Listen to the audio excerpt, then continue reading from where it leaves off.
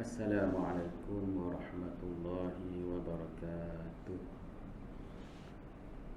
Alhamdulillahi rabbil alamin wa bihi nasta'in wa nusalli wa nusallim ala rasulihil amin habibina wa syafi'ina wa zukhrina Muhammad sallallahu alaihi wasallam.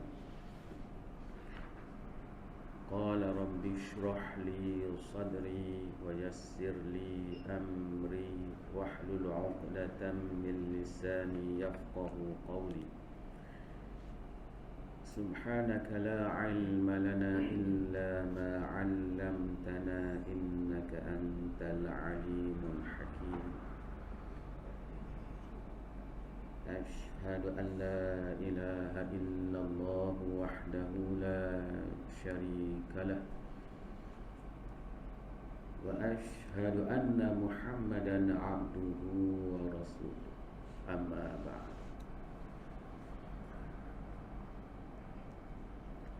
Pertamanya, marilah kita bersyukur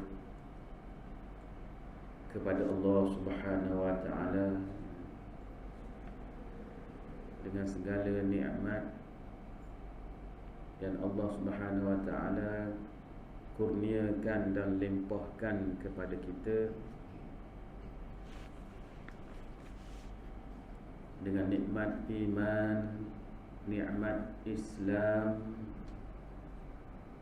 nikmat diizinkan untuk beribadat kepadanya, nikmat berzikir kepadanya, nikmat berada di dalam majlis ilmu dan sebagainya.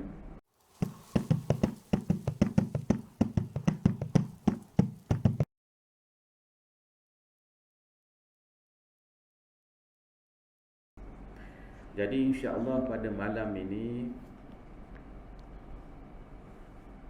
kita meneruskan lagi bacaan kita tafsir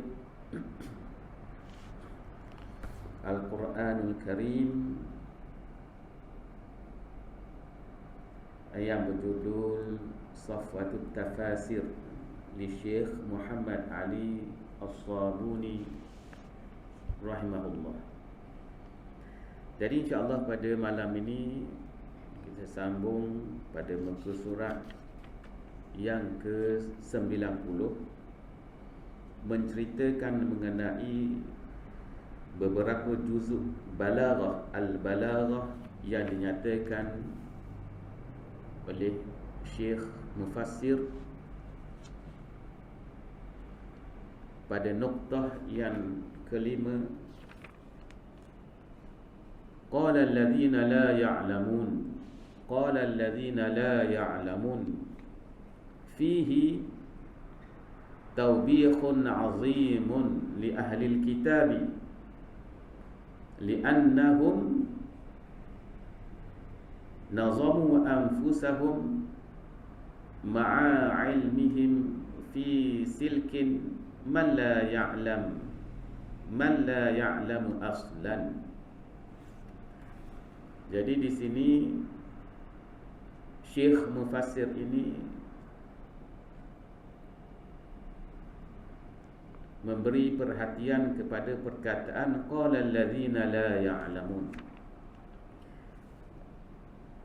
yang terdapat dalam ayat yang ke-113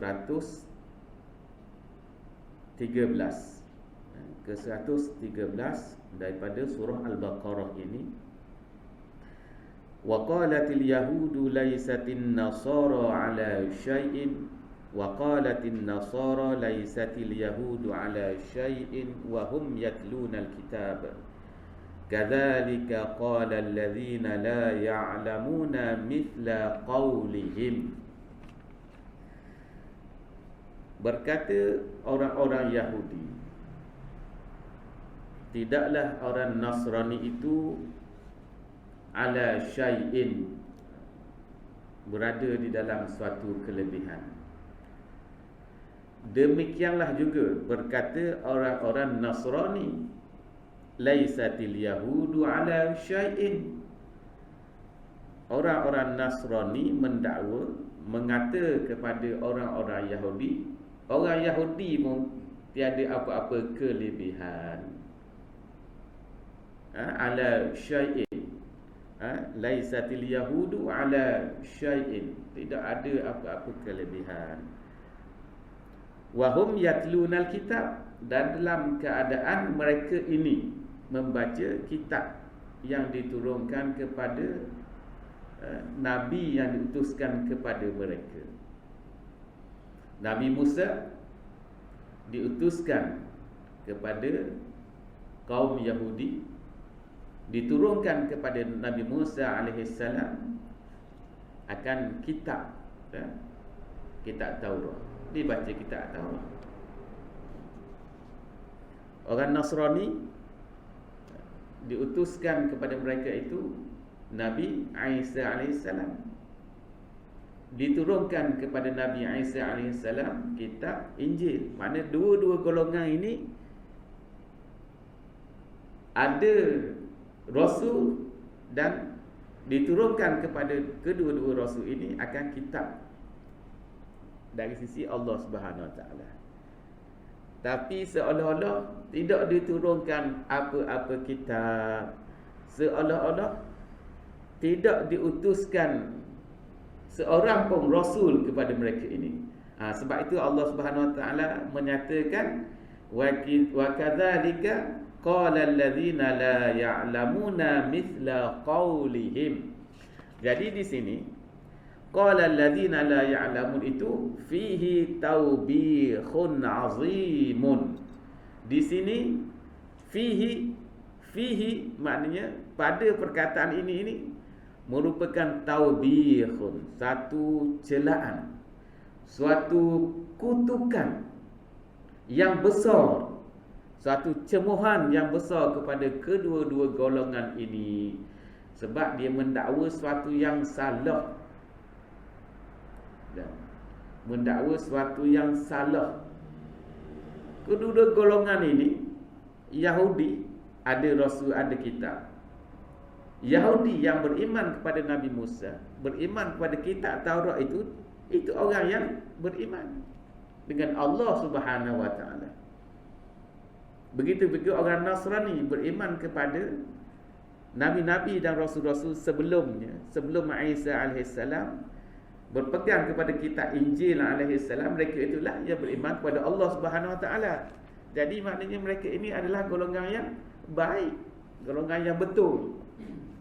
Pada sebelum kedua-dua kitab ini dirubah, sebelum kedua-dua kitab ini diselewengkan.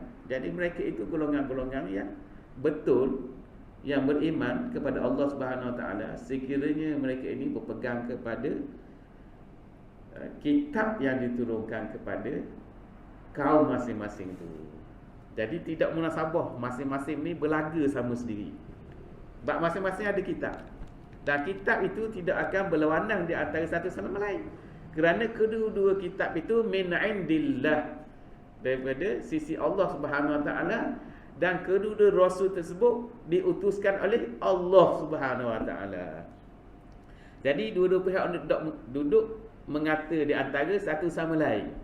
Seolah-olah mereka ini tidak mempunyai pengetahuan, sedangkan mereka ini diturunkan kitab suci kepada mereka, diutuskan rasul kepada mereka.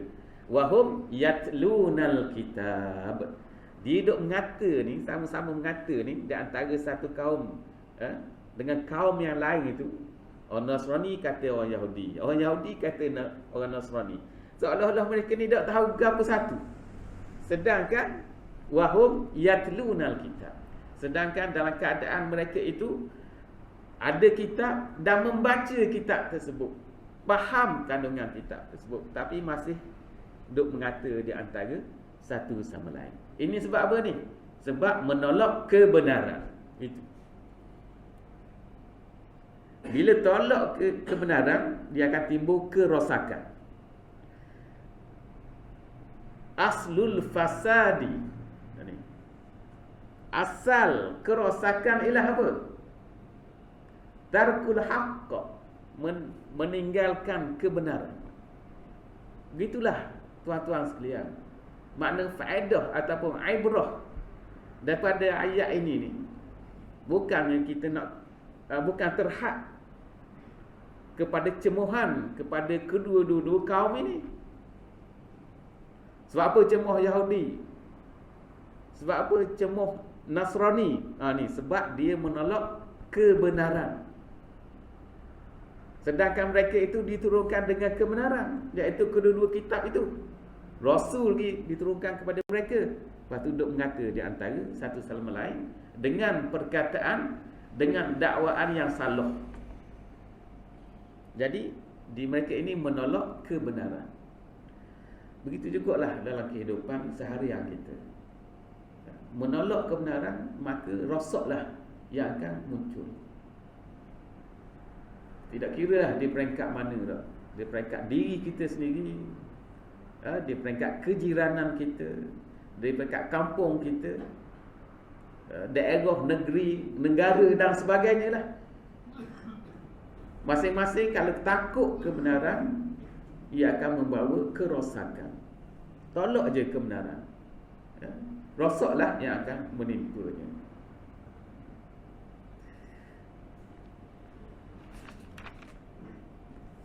Jadi berbalik kepada nuktah khamisah yang dinyatakan di sini, qala allazina la ya'lamun fihi tawbihun 'azimun li ahli alkitab.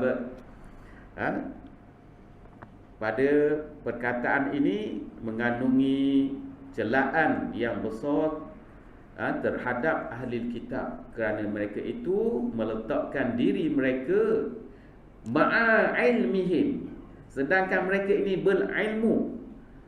Seolah-olah mereka ni tidak mempunyai pengetahuan dari asalnya. Kalau orang jahil daripada awal, tidak diturunkan kitab, lain kira. Tetapi mereka ni diberikan kitab, diberi tunjuk dengan kebenaran, tapi tolak juga. Begitu juga dalam kehidupan kita. Kadang-kadang kita ni tidak ditunjukkan dengan kebenaran. Itu satu peringkat dah. Kita tak tahu benar dan ke salah. Itu lain kedudukannya. Kemudian kita ditunjukkan dengan kebenaran. Lepas tu kita tolak juga. Itu kedudukan yang berbeza. Maknanya degil, jahat, tidak mahu menerima kebenaran. Kebenaran macam kita kata tadi, bila tolak je rosak. Itu perkara yang induk. Tolak kebenaran maka rosaklah. Jadi atas muka bumi ni kalau tengok banyak kerosakannya, semua sebab tolak kebenaran. Yang benar itu apa? Syariat Allah Subhanahu Wa Taala itu benar je. Kalau kita tengok ni, semua sekali ni rosak. Apa-apa kerosakan dia adalah berakibat daripada kita menolak kebenaran. Kebenaran tu apa? Syariat Allah Subhanahu Wa Taala. Ia kembali ke situlah. Tak sembahyang, tolak sembahyang. Menerima sembahyang tapi tak buat. Ada hak tolak terus. Jadi kufur. Ada yang beriman, tahu dan yakin sembahyang tu wajib tapi tak buat. Rosak juga. Rosak level dia. Rosak level dia. Jadi masing-masing banyak kerosakan tu. Tahu hudud itu daripada Allah Subhanahu Wa Taala tapi menolak hukum hudud. Itu ada kedudukannya tersendiri. Kemudian ada yang menerima hukum hudud tetapi banyak songeh. Nak laksana tu payah, macam-macam dalih dan sebagainya. Itu ada kedudukannya tersendiri dari segi hukumnya, dan kesannya yang tersendiri dari segi kerosakan dan sebagainya. Heboh pasal sekarang ni, pasal arak ke, pasal murtad ke, dunia sekarang ni macam-macam. Ini semua perkara-perkara yang akan membawa kerosakan di dalam kehidupan dunia. Sampailah maknanya rosak yang paling teruk, rosak di akhirat nanti. Kemudiannya noktah seterusnya, waman azlamu. Ini diambil daripada permulaan ayat yang ke-114. Waman azlamu mimman mana'a masajidallahi an yudhkara fiha ismuhu wa sa'a fi kharabiha. Jadi waman azlamu ini perkataan man itu al-istifham. Istifham tu maknanya, asal dia maknanya tanya, minta faham. Itu istifham ni maknanya talabul fahmi, minta faham. Istifham itu asal maknanya talabul fahmi, minta faham. Tapi biasanya diterjemah istifham tu maknanya tanya. Sebab kita tanya ni sebab apa? Sebab apa kita tanya? Sebab apa kita tanya? Sebab kita minta jawapan. Minta jawapan tu tujuannya apa? Lala sekali sebab kita nak faham. Jadi istifham tu kita nak faham.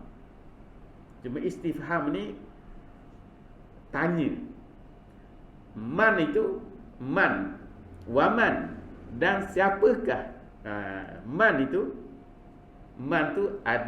adatul istifham, alat untuk tanya. Man, perkataan man tu siapa? Jadi di sini waman azlamu, siapakah yang lebih zalim? Jadi ini adalah istifham, tanya, perkataan tanya dah. Istifham, tapi maknanya apa? Bima'nan nafyi. Tanya di sini kalau belajar nahwu bahasa Arab, man itu maknanya kita nak tanya, istifham, adat istifham, adat al-istifham, alat untuk menanya. Macam siapakah yang lebih zalim? Tapi makna yang dikendaki al-ma'nal murad minhu huwa an-nafyu. Sebenarnya nak nafi, tapi dalam uslub tanya. Itu bahasa Arab ni hebat. Bahasa Arab ni hebat. Begitu jugalah nak jawab. Kadang-kadang Quran ni sebut nahnu kan, tapi merujuk kepada Allah. Sebab apa? Nahnu ni bahasa Arab ni maknanya kami. Kalau tak belajar bahasa Arab ni nahnu. Contohnya inna nahnu nazzalna dzikra wa inna lahu lahafizun. Sesungguhnya kamilah yang menurunkan Quran, dan sesungguhnya kamilah yang akan menjaganya. Kami ya. Kami ni bahasa Melayu ni ramah. Bahasa orang putih pun guna untuk ramah. Kalau we ramah. Tapi bahasa Arab nahnu ini dia ada makna lain. Sebab tu orang belajar, bukan mestinya makna ramah. Nanti orang tuduh Tuhan ramah. Orang tak belajar bahasa Arab, ambil dari sudut lughawi yang kurang kefahamannya. Sebab apa Tuhan kata sesungguhnya kamilah yang menurunkan Al-Quran dan kamilah yang menjaganya. Itu dari sudut bahasa orang jawablah. Nahnu ni tidak semestinya makna menunjukkan ramah. Ia menunjukkan kebesaran. Orang yang bercakap tu nak menunjukkan kebesaran, dia guna nahnu. Jadi di sini ni tanya dalam bentuk tanya, tapi maksud sebenarnya adalah nak nafi. Ai la ahada azlamu minhu. Tiada seorang pun yang lebih zalim daripada hak Tuhan cerita tu. Siapa hak lebih zalim? dalam bentuk tanya. Quran kata wa man azlamu mimman mana'a, siapa yang menghalang masjid-masjid Allah daripada disebut ataupun diingati padanya akan namanya. Tak beri orang hadis sembahyang jemaah, tak beri buat majlis, tak beri buat majlis zikir, tak beri nak iktikaf, tak beri nak tazkirah dan sebagainya. Tak boleh tu. Waktu paling zalim. Paling zalim. Lebih daripada itu lagi, wasa'a fi kharabiha, dan cuba berusaha untuk merobohkannya. Jadi hak gini, siapakah yang lebih zalim? Quran tanya. Tapi bukan bermakna nak tanya. Al-makna al-murad minhu huwa nafyu wujudi ahadin azlamu minhu. Nak menafikan tak ada dah orang yang lebih zalim daripada orang yang buat gitu tadi. Masjid Allah Subhanahu Wa Taala diwujudkan dan diimarahkan. Itu masjid kena wujudkan, ijadul masjid atau bina'ul masjid. Mesti mengadakan masjid, mesti membina masjid itu, kemudian mesti imarahkan dia. Dan ni di Malaysia ni, masjid-masjid ni sampai level imarah ke tak? Boleh dah kata kecil-kecilan nampaklah ada orang mari dan sebagainya, tapi level imarah tu tak, mengimarahkan masjid. Imarah ni bagi saya, biar nampak besar tu. Ni kalau sepihan 2-3 orang mari, panggil imarah tak? Bahasa Melayu tak berkena imarah 2-3 orang mari. Tak imarah mana? Imarah ni ramai mari. Jadi kalau orang tanya apa kedudukan masjid-masjid di Malaysia, apakah berlaku penimarahan? Kalau orang tanya gitu, orang agak mari tanya kita, masjid-masjid Malaysia ni imarah, berlaku penimarahan ke? Kita nak jawab mana pun tak tahu. Adalah sikit-sikit, tak tahu boleh sampai level panggil imarah atau tidak.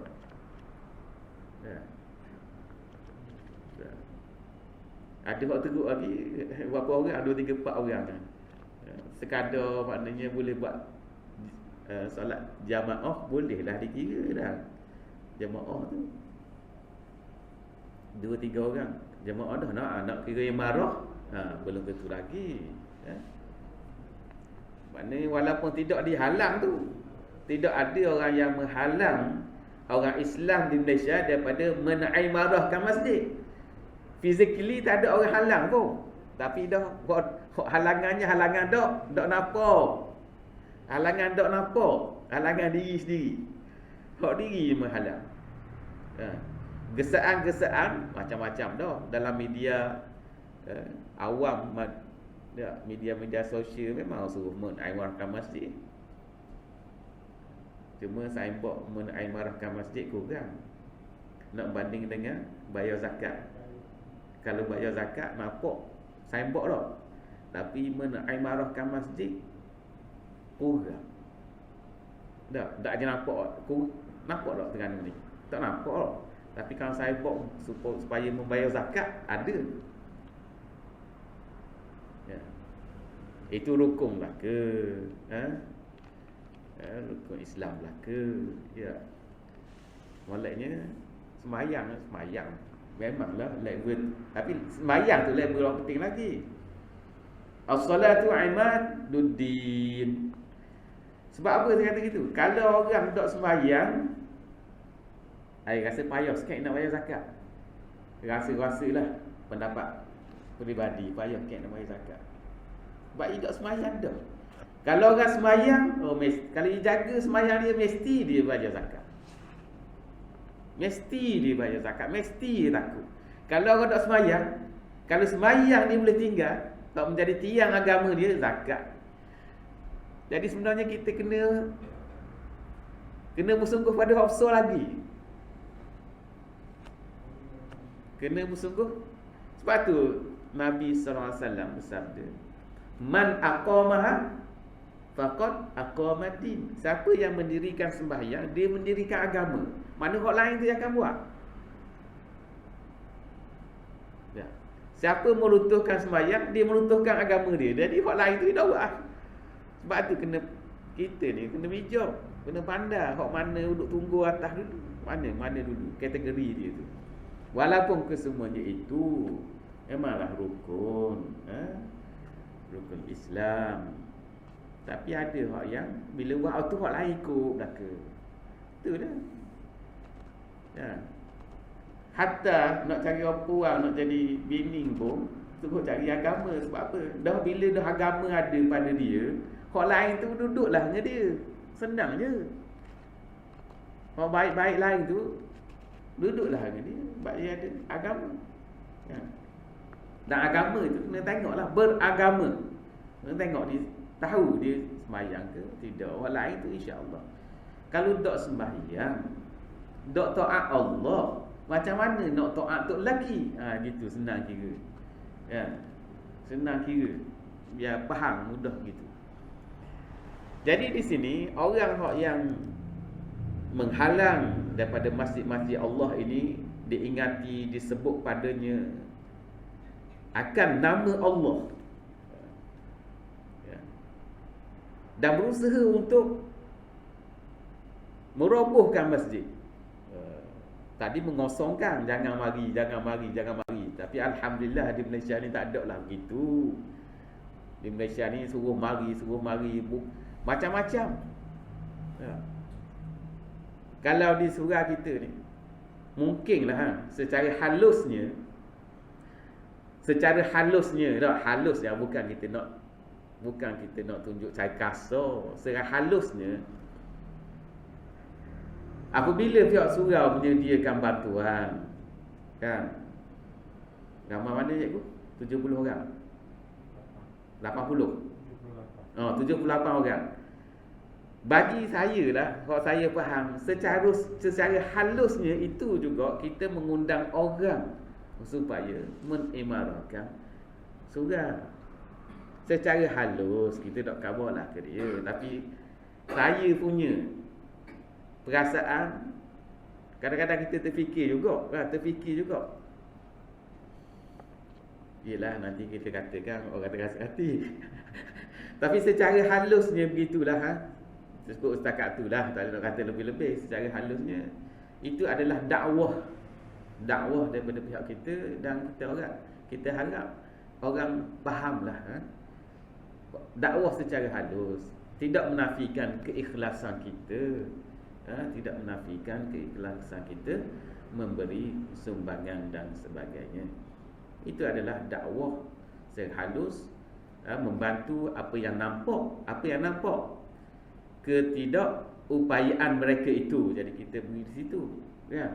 Tapi di sebalik itu juga kita mengharapkan secara halusnya, moga-moga mereka ini terpanggil untuk menaimarahkan rumah-rumah Allah. Itu juga sebahagian daripada harapan kita, walaupun kita tidak menyatakan. Memanglah begitu, kan? Harap begitulah. Jadi kemudiannya noktah yang ke-7, lahum fid dunya khizyun. Ini diambil daripada ayat yang ke-114. Lahum fid dunya khizyun wa lahum fil akhirati azabun azim. Ini merujuk kepada tadi, orang yang halang masjid daripada diingati Allah, nama Allah padanya, dan juga berusaha untuk merobohkannya. Orang ini natijahnya adalah lahum fid dunya khizyun. Dari Syekh Mufassir di sini ingin menekankan perkataan khizyun tu. Apa Syekh kata? At-tankiru litahwil. Ay khizyu ay khizyin hailin, fadhi'in la yakadu yusaf lihaulihi. Khizyun ini, perkataan khizyun ini perkataan nakirah. Itu tankir, menakirahkan khizyun ni. Nakirah tu makna dia, nakirah tu maknanya bukan lawan dia makrifah. Makrifah ni banyaklah tanda-tanda dia. Cuma kabosa je lah malam ni kok berkait dengan khizyun ni, iaitu ia akan ada alif lam. Ni khizyun ni tak ada alif lam. Jadi itu makna nakirah. Nakirah dengan alif lam, nakirah dengan mudhafun ilaih, dengan idhafah. Jadi khizyun di sini, tankir ini maknanya dinakirahkan litahwil, untuk membingungkan, untuk membingungkan, untuk membingungkan, untuk menakutkan, untuk mengancam dan sebagainya. Dok khabar spesifik. Mu jangan buat gini, nanti mu buat gini, kehidupan di dunia mu akan beroleh kehinaan. Itu. Lahum fid dunya khizyun. Bagi mereka itu di dunia hina, di dunia kehinaan. Hina dah. Dunia hina dah. Hina macam mana? Di sini dak sebut kehinaan je. Jadi bila dak sebut tu nak menakutkan, nak membingungkan, mengancam dan sebagainya. Itu maknanya at-tankiru litahwil. Ai khizyin hailin, kehinaan yang membingungkan, fadhi'in yang dahsyat. Tapi tak tahu, macam-macam bentuk boleh mari. La yakadu, yang tidak dapat ataupun tidak mampu, yusaf lihaulihi, digambarkan akan teruknya, dahsyatnya, huru-haranya. Tak boleh nak gambar. Maknanya beri umum je. Bagi orang-orang gini, kehidupan dia akan dapat kehinaan di dunia. Level mana? Cara mana? Ya, tak khabar. Jadi menyebab jadi takutlah. Kalau gini, jadi gini, jadi gini. Kehinaan tu di umum je. Jadi boleh masuk belaka. Kok ni. Ya. Kalau kita merujuk pada satu ayat lain, berkait juga dengan ayat ni, tapi tidak spesifik sangatlah. Hak ni orang yang level dia baru berpaling daripada peringatan Allah. Wa man a'rada 'an dzikri fa inna lahu ma'isyatan dhanka. Barang siapa yang berpaling daripada peringatanku, maka baginya kehidupan yang sempit. Kau tu baru berpaling. Kau ni halang orang, suka tengok masjid kosong, suka tak ada syiar, jangan azan. Jangan azan pun tak widah. Contoh, jangan buat azan tu nak khabar masuk waktu.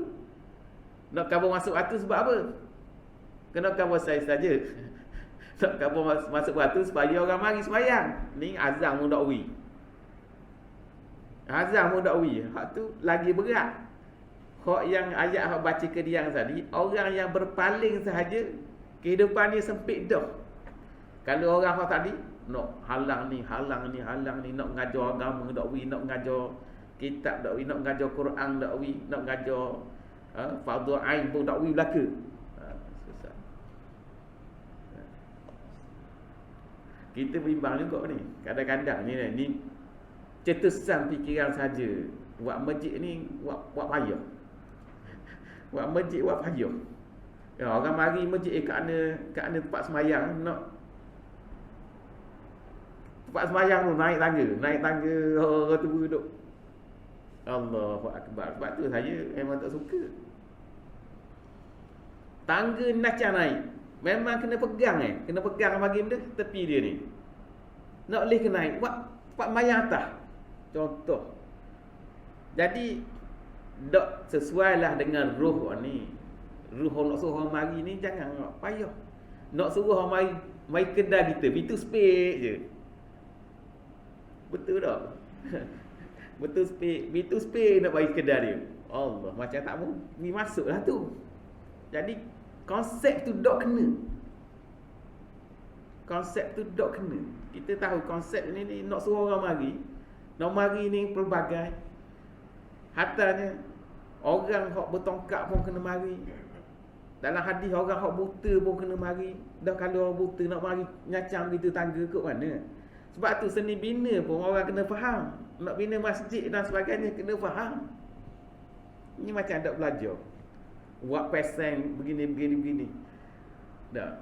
Orang mari pun pelbagai pula. Kalau tu tengok uruf di Malaysia ni, orang mari masjid orang lama-lama. Orang lama-lama kan lama sangat mari-mari nak cari tandas. Betul tak? Macam-macam dah mari ni. Tak boleh tahan kecing dan sebagainya. Mari cari tandas, payah nak jumpa. Dah mesti je mari sekali je. Apa nak mari dah? Cari tandas nak jumpa. Tandas jauh genap. Ini orang kita ni kena pandai. Orang Islam ni kena pandai. Dia ada objektif dia. Nak buat masjid nak suruh orang mari. Buat masjid ni bukan nak projek. Buat payah-payah supaya kos lebih mahal dan sebagainya, bukan. Ada kaedah dia, ada tujuan dia.